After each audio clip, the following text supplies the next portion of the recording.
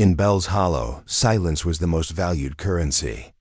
It was a town that polished its church pews, but ignored the dust settling on its own soul.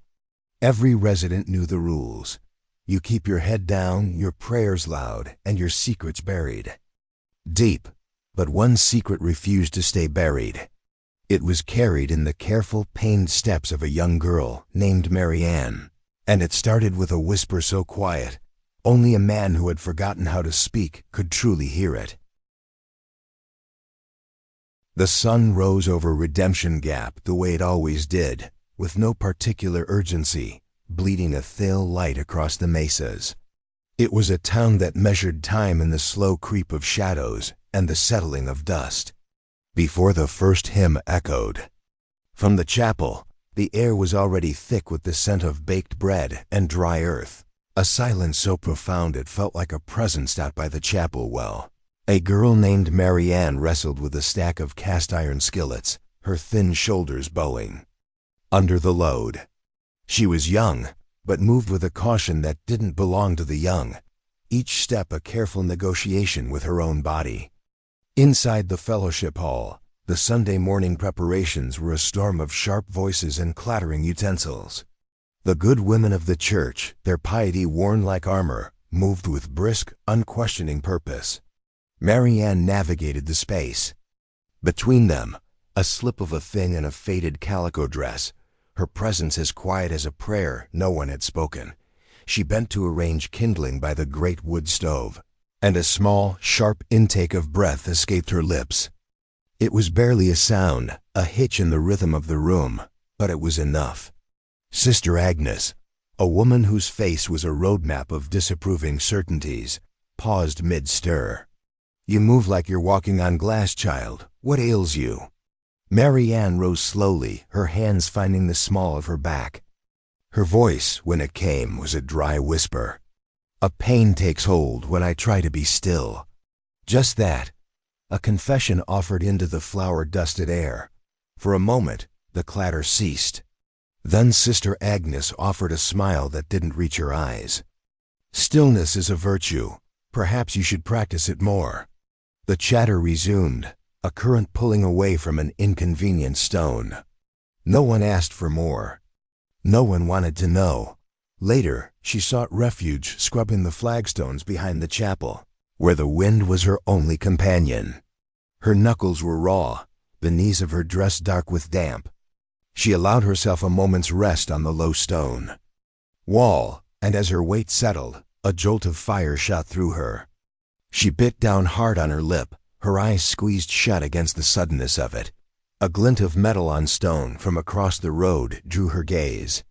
There, in the deep shade of the smithy's overhang, a man stood leaning against a support beam. He was broad and unmoving, a silhouette carved from oak and shadow. His beard was shot with gray, and his eyes had a stillness that seemed to absorb the world without judgment. Caleb Rye. He was a man who had packed his words away years ago, and now spoke only through the ringing of his hammer. Their eyes met for a single suspended heartbeat.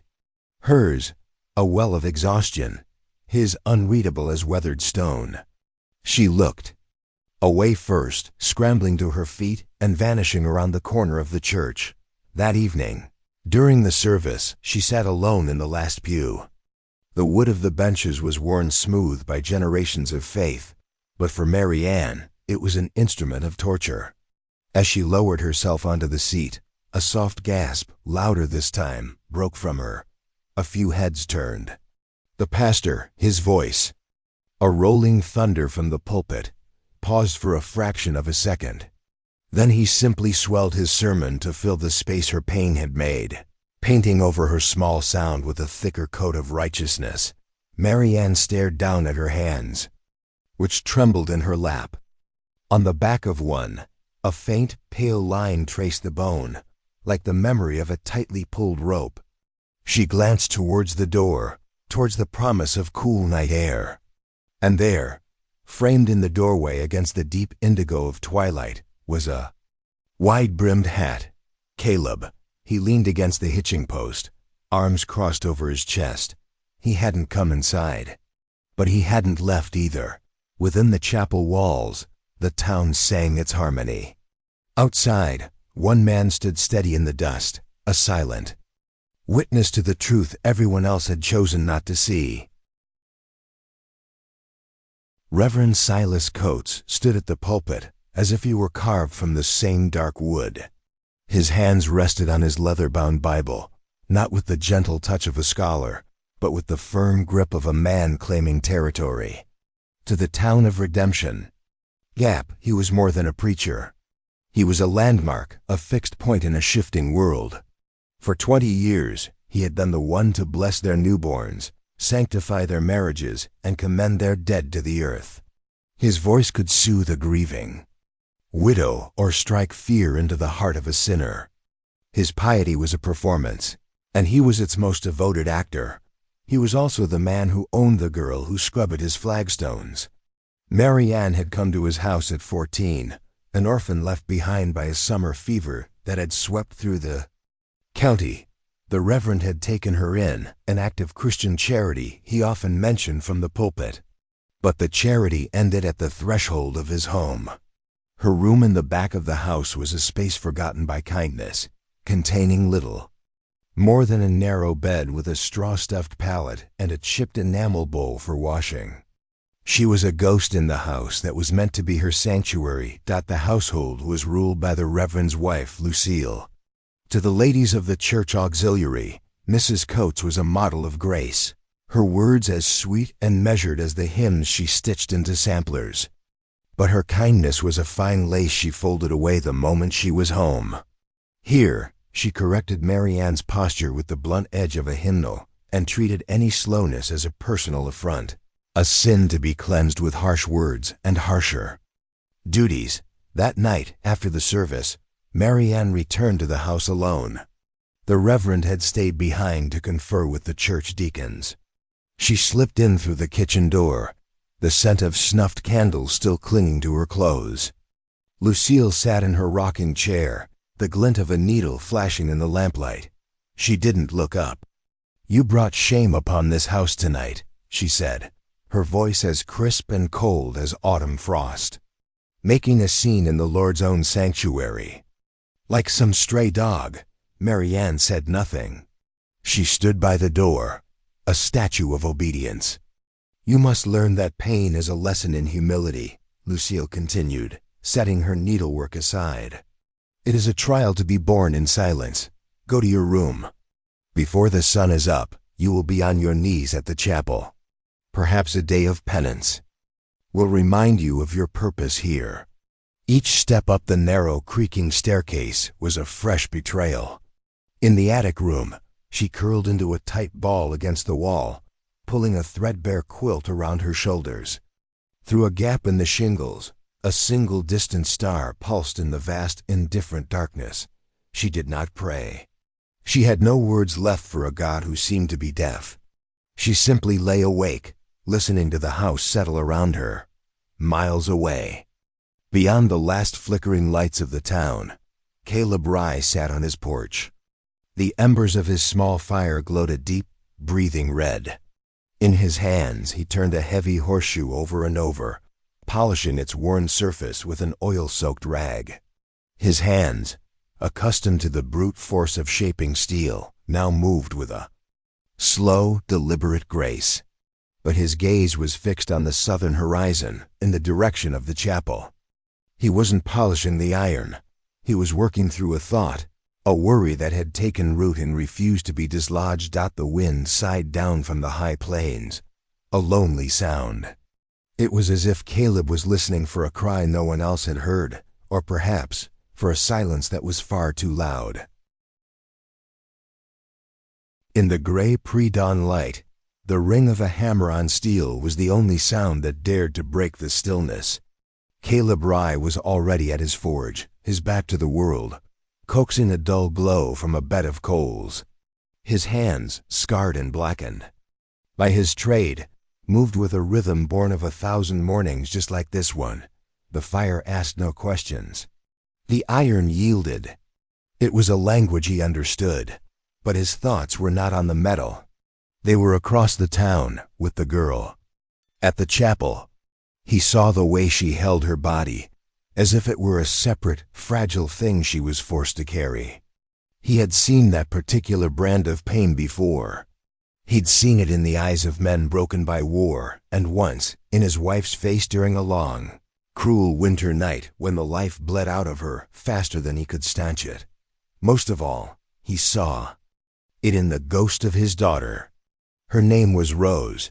She had hair the color of sun-bleached wheat and a habit of leaving small, perfect wildflowers on his anvil. A fever had taken her at the age of 7.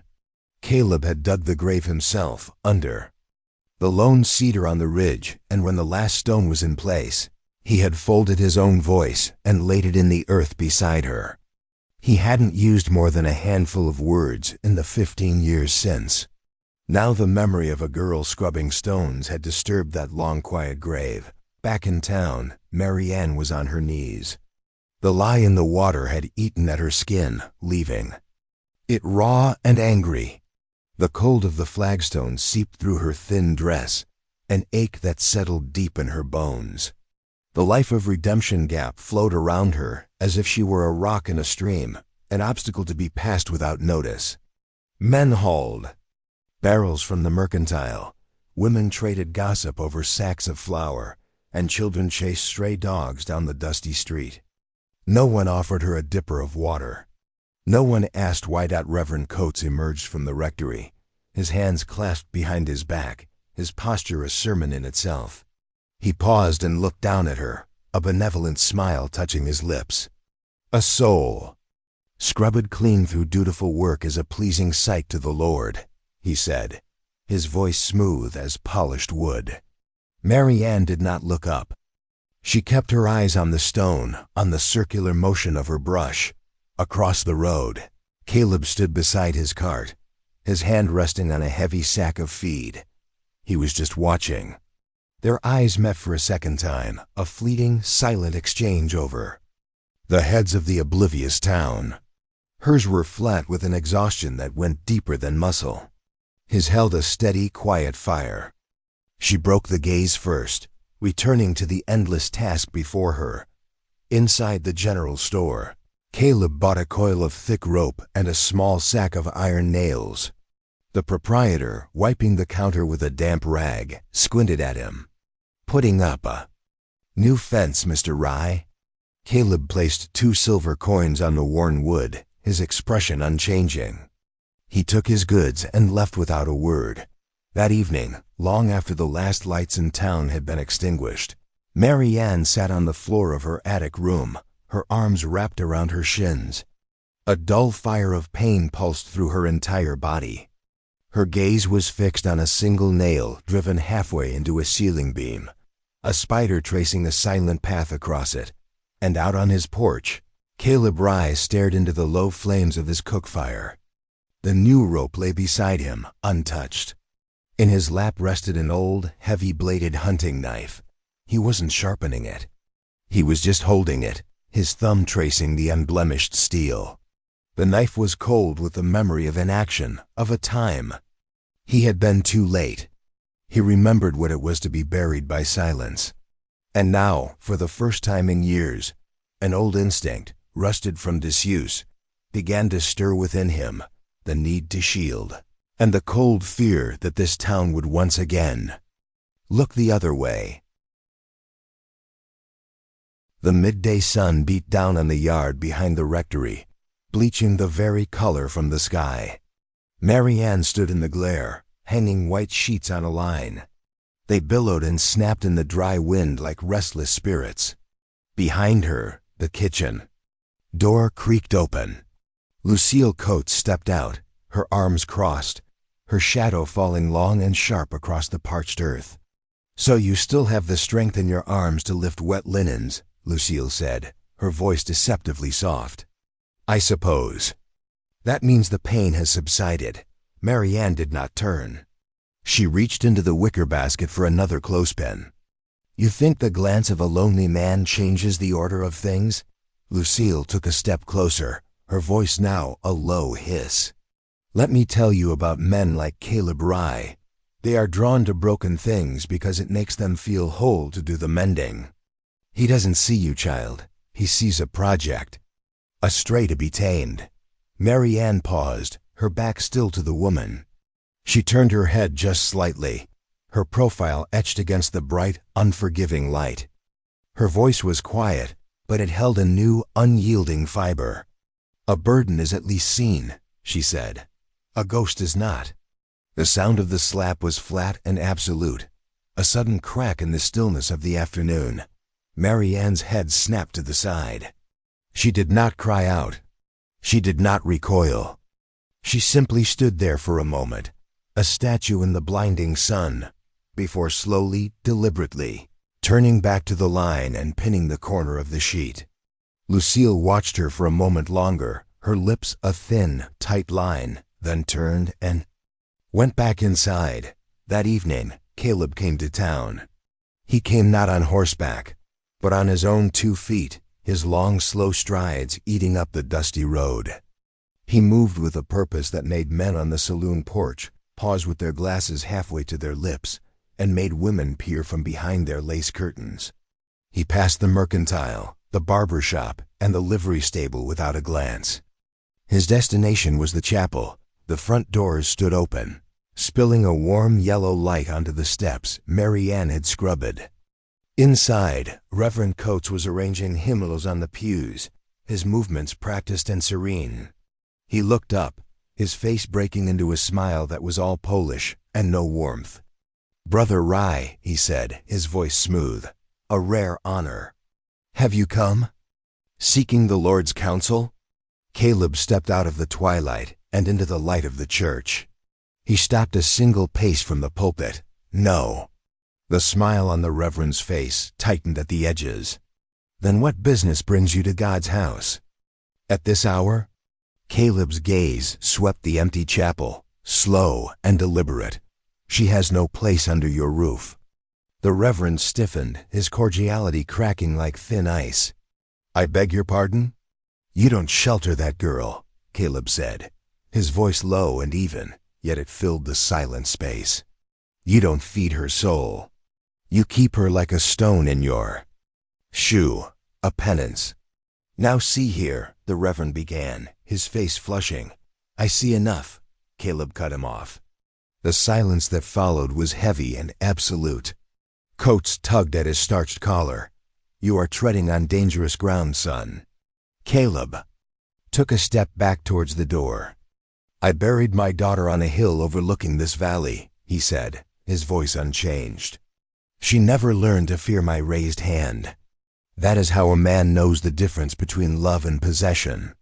With that, he turned and was gone, a broad-shouldered silhouette dissolving back into the night. He did not see the figure pressed flat against the cold inner wall of the vestibule, hidden in the deepest shadows. Maryanne stood there, her hands clenched into tight fists at her sides, her breath coming in shallow, unsteady bursts. For years, she had only heard the language of duty and sin. Now someone had spoken a different language altogether, and the words echoed inside her like the first distant promise of thunder. Midnight settled over Redemption Gap, a thick blanket of silence and stars. It was in this quiet that Maryanne moved, not with the frantic energy of flight, but with the slow, solemn purpose of a person performing a final rite. In the dim light of her attic room, she assembled the few things that were truly hers. A small tin of herbal salve for bruises that lay too deep to be seen. A sewing needle, its eye worn smooth. A small Bible, its pages softened by the touch of a mother she barely remembered. And a single creased photograph of 2 faces she knew only from that faded square of paper. She wore no shoes. She tied the collection in a small scarf and crept barefoot down the groaning staircase. In the parlor, Lucille lay asleep in her chair, her mouth slack, an empty glass of whiskey on the floor beside her. The Reverend was still out, tending to some late-night counsel of his own making. At the front door, Maryanne paused. She carefully placed her small bundle on the threshold, tucking a folded piece of paper beneath the knot. The handwriting on it was small and clear, for the man who saw She did not sign her name. Then, without a sound, she slipped out into the cold, damp air. The mist clung to the ground, swallowing the road ahead. She walked through a world of shadows and whispers, her bare feet cold against the earth. When she finally saw the faint, welcoming glow of Caleb's forge, she hesitated. It was one thing to run from a place, another thing entirely to run to one. She knocked on his door, two soft, uncertain taps that were nearly lost in the night. Door opened at once. Caleb stood there, his large frame filling the doorway. He looked at her drenched hair, her torn hem, and the hollowed-out look in her eyes where tears had once been. He said nothing. He simply stepped aside and held the door open. Inside, he wrapped a heavy wool blanket around her shivering shoulders and ladled warm broth into a cup. He gestured for her to sit in the single chair by the fire, and she sank into it, the warmth a strange and unfamiliar comfort. She did not resist when he took her hands, examining the raw skin of her knuckles with a practiced, gentle touch. For a long time, the only sounds were the crackle of the fire and the soft sip of the broth. "I brought nothing with me," she finally said, her voice barely a whisper. Caleb looked up from the fire. "Good," he replied. She watched his profile in the firelight. "Is that all you have to say?" He met her gaze, his eyes steady. "Sometimes," he said, his voice a low rumble, "the quietest step is the one that shakes the ground." She offered a small, fragile smile, the first he had ever seen. Then she leaned her head back against the worn wood of the chair and closed her eyes, not sleeping, but resting in a room that asked nothing of her in the first light of morning. Reverend Coates stood on his own doorstep, his long coat buttoned against a chill that wasn't there. He stared down at the small knotted bundle. Lucille appeared behind him, her hair already pinned into a severe bun. "She's gone." The Reverend did not answer. He bent and picked up the bundle, his eyes scanning the road. "You think it was that blacksmith?" she asked, her voice sharp with accusation. He paused, turning the bundle over in his hands. "I think," he said, his voice dangerously calm, "this town needs a lesson in gratitude." Lucille's eyes narrowed. "You'll preach about it?" He looked past her, his gaze fixed on some distant point on the horizon, his expression as hard and cold as iron. "No," he said. "I'm going to deliver a sermon they won't forget." The sun had barely cleared the eastern ridge when the church bell began to toll. It was not the gentle, rhythmic summons to worship, but a hard, insistent clang that spoke of alarm. It was a sound reserved for fire or flood, and it pulled the people of Redemption Gap from their homes and workshops. They gathered on the dusty ground before the chapel, their faces a mixture of confusion and ingrained obedience. The Reverend rarely called upon them on a weekday. He stood on the top step, dressed in his Sunday black, a sentinel of righteousness. At his side, Lucille stood rigid as a fence post. Atop the pulpit inside, visible through the open doors, sat Maryanne's small, knotted bundle, displayed like a holy relic or a piece of damning evidence. The Reverend raised a hand and the murmuring crowd fell silent. "My flock," he began, his voice resonating with sorrowful authority. "We are met today with a heavy heart. A lamb has strayed from our fold, led away from the light by a man who walks in shadow. A man who does not kneel with us, who does not share our bread, who does not fear the judgment of his Maker." He let the words hang in the still air. "But the Lord is a shepherd who seeks his lost sheep, and it is a town's duty to guard its flock from the wolf." Miles away, in a place the bell could not reach, the air was clean and light. Caleb and Maryanne had made camp at an old abandoned homestead, tucked into a fold of the sandstone hills. It was little more than a weathered cabin and a leaning barn, but it was quiet and it was safe. Caleb was unloading their meager supplies. From the cart, Maryanne stood by the cabin's porch, looking at a shutter that hung from a single hinge. "I could fix that," she said, more to herself than to him. Caleb paused, looking from her to the shutter and back again. He gave a single slow nod. "We'll need them," he said. "Before the rains come." The rains were still months away.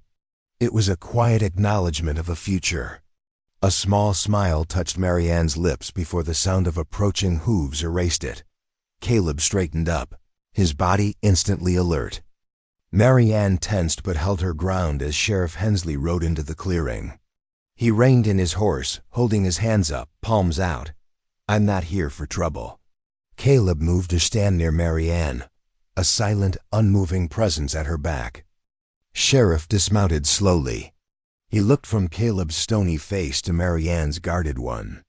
He saw the faint, fading bruise along her jaw that he had chosen not to see before.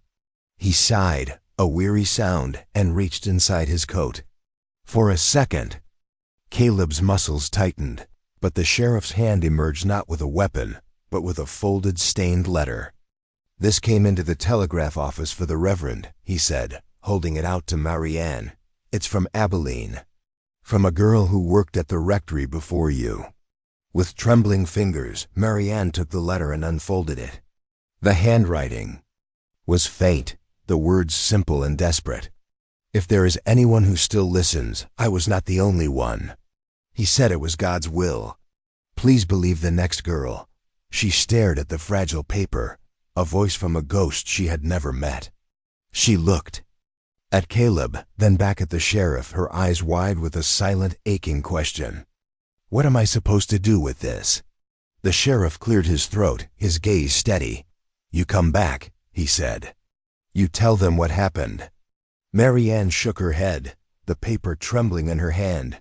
"They won't believe me." The sheriff looked her straight in the eye, and for the first time, she saw not the lawman, but the man. "Maybe not," he said quietly. "But I will." When Maryanne walked back into Redemption Gap, she did not walk as a fugitive, but as a witness. The sheriff rode beside her, not as a captor, but as an escort. Caleb remained behind at the homestead. She had asked him to. This last mile was hers to walk alone. Every curtained window held a pair of watching eyes. Every man who stopped his work to stare was a reminder of the silence she was about to break out at the chapel. Reverend Coates stood on the steps, his congregation a nervous flock behind him. His face, once a mask of confident authority, faltered when he saw the sheriff dismount and stand beside Maryanne. "Sheriff, what is the meaning of this?" he demanded, his voice straining to hold its familiar thunder. Hensley ignored him. He looked out at the assembled faces, at the curious and the fearful and the complicit. "We're going to have a testimony," he announced, his voice carrying with the clear, simple weight of the law. "Right here. Right now." He held the chapel door open, and the townspeople filed back in, their certainty replaced by a heavy, apprehensive curiosity. They filled the pews that had heard 1,000 of the Reverend's sermons. Maryanne walked down the center aisle, her footsteps echoing in the sudden vast silence. She did not stop until she reached the pulpit. She stepped up onto the platform where she had never been welcome and turned to face them all. She did not speak at first. She simply unfolded the brittle, stained letter and held it up. "This is from a girl who was here before me," she said, her voice quiet but steady, reaching every corner of the silent church. She read the desperate, simple words aloud. They fell into the room not like a sermon, but like stones into a still pond, the ripples spreading through the pews in the form of sharp intakes of breath and stricken looks. Maryanne folded the letter carefully. She looked out at the faces of the women who had seen her flinch, the men who had heard the rumors. "I told you I was in pain," she said, her voice a quiet thread of steel. "And you chose to hear silence. You looked at my bruises and saw only clumsiness. You saw a girl on her knees scrubbing stones, and you saw piety." She paused, letting her words settle. "I am not here to ask for pity or for punishment. I am only asking this, that you remember, that you do not look away again. This is blasphemy. The Reverend roared, his face purple with rage. "Slander in the house of God." "Sit down, Silas," the sheriff said, his voice low and final. The Reverend looked at him, then at the faces of his flock, and saw that he had lost them. He sank onto the front pew, a hollowed-out man dot in the back. A single tear traced a path down Lucille Coates' cheek. It was not a tear for her husband. It was for herself. Then, a movement. Sister Agnes, the woman who had first dismissed Maryanne's pain, slowly rose to her feet. Then another woman stood, and another. They stood in silence, a scattered congregation of regret, their standing a testimony of its own. Maryanne stepped down from the pulpit and walked out into the clean, bright light of day. Caleb was there, waiting by his cart, his arms crossed. He had not left. She walked straight to him. "They listened," she said. It was all she needed to say. He gave a single slow nod. "Good." Behind them, the church bell rang out again, a clear, steady peal. This time, it was the sheriff's hand on the rope. It was a sound that did not call for judgment, but for truth. Spring came to Redemption Gap that year, like a quiet apology. The Reverend and his wife vanished before the week was out, leaving behind only a locked house and a silence the town did not question. Sister Darlene took to sweeping the chapel steps herself each morning. Caleb had offered the cabin to Maryanne, but she had shaken her head. "I want to build something," she had told him, "not just rest in a place someone else made." So together, they rebuilt the old homestead. He hammered new beams into place. She laid a new stone foundation for the porch. She planted a garden of herbs and patched her dresses with scraps of linen. Her hands now skilled in creation, not just in servitude. Months later, at the summer fair, the town square was filled with music and laughter. Maryanne arrived in her own wagon, her face calm and her movements easy. She set up a small stall next to the blacksmith's, laying out hand-stitched quilts and jars of dried herbs. The people of the town, men and women who had once looked straight through her, now met her eyes. They nodded, some even smiled. And in the full, honest light of the summer sun, she was finally, completely seen. Spring crept into Bell's Hollow that year like a silent apology. The ice broke on the creeks, and the dry hills began to blush with a faint, tentative green. The chapel remained open, but the pews sat emptier than before. The preacher's house stood vacant overnight. Reverend Coates and his wife had vanished. There was no farewell, no final sermon, only a silence the congregation did not dare to question. It was as if the town had collectively decided to turn a new page by refusing to read the last lines of the old one. In the cool of the mornings, it was now Sister Darlene, the woman who had first dismissed Maryanne's pain, who knelt on those same flagstones, a brush and bucket in hand. It was a quiet penance, an unspoken apology offered to the stone itself. Caleb had offered Maryanne the cabin outright, even clearing out the loft where old dusty army gear had gathered. But she had shaken her head. "I want to build something with my own hands," she had said, "not just take shelter in walls that hold another's memories." So together, they rebuilt the old homestead near Dry Creek Ridge. Their work was a wordless symphony. The sound of Caleb's hammer on new beams was solid and steady. The sound of Maryanne's trowel grating mortar onto foundation stones was patient and persistent. She planted herbs out back and patched her dresses with scraps of blue linen, her hands now skilled in creation, not just in servitude. They worked in a rhythm that needed no words, a partnership built of shared labor and silent respect. Months later, during the summer fair, the town square was alive with tradition. Fiddles played old waltzes, children begged for corn cakes, and men traded tools and talk. And then they saw her. Maryanne arrived not in a borrowed cart, but on a sturdy mare that was her own. She stepped down, her dress clean, her face calm. She carried a basket of handmade goods and placed them at a stall right beside the blacksmith's. No one dared ignore her now. Men who had once looked past her now touched the brim of their hats. Women who had whispered behind their hands now offered a quiet nod of greeting. She was no longer a ghost gliding on the edge of town. Now, in the full, honest light of the summer sun, she was seen.